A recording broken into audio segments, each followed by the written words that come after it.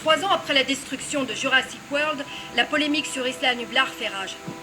Son volcan longtemps endormi, aujourd'hui entré en phase active, a fait preuve ces derniers mois d'une très forte instabilité. Les géologues parlent d'un épisode éruptif majeur qui coûtera la vie au tout dernier dinosaure de la planète. Depuis le drame qui a secoué le monde en 2015, la Masrani Corporation a versé plus de 800 millions de dommages et intérêts suite au recours collectif engagé par les survivants. Des groupes d'activistes se mobilisent dans le monde pour faire entendre leur voix dans ce débat sur le droit animal le plus explosif de notre époque.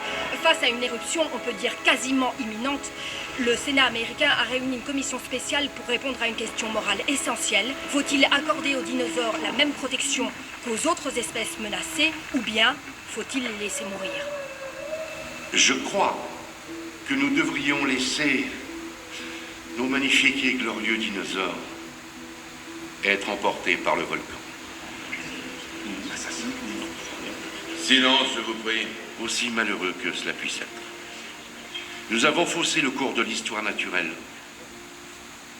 Ceci est une correction. Insinuez-vous que le Tout-Puissant se chargerait lui-même de faire le nécessaire? Sauf votre respect, monsieur le sénateur, Dieu ne fait pas partie de l'équation. Non, ce que je veux dire, c'est qu'en un siècle, nous avons amassé une puissance technologique prodigieuse.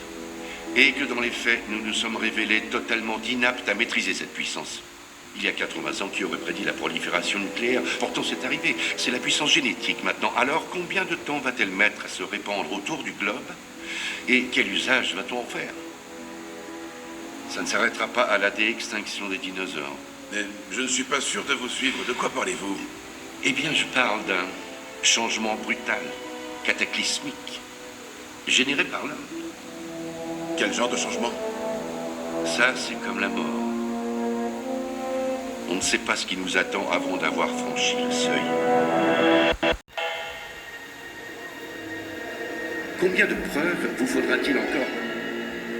Combien de fois faudra-t-il le démontrer? Nous provoquons notre propre extinction. Trop de lignes rouges ont été franchies.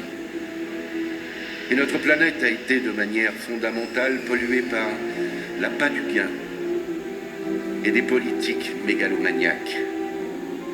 La puissance génétique a été libérée et ça va bien sûr tourner à la catastrophe. Ce changement est devenu inévitable dès l'instant où nous avons ramené le premier dinosaure à la vie. On parvient à se convaincre qu'un changement brutal est un fait survenant en dehors du cours normal des choses, comme un accident de la route, ou qui échappe à notre contrôle comme une maladie incurable. On ne conçoit pas qu'un changement radical, irrationnel, puisse être une trame du tissu même de l'existence. Pourtant, je vous garantis que c'est le cas.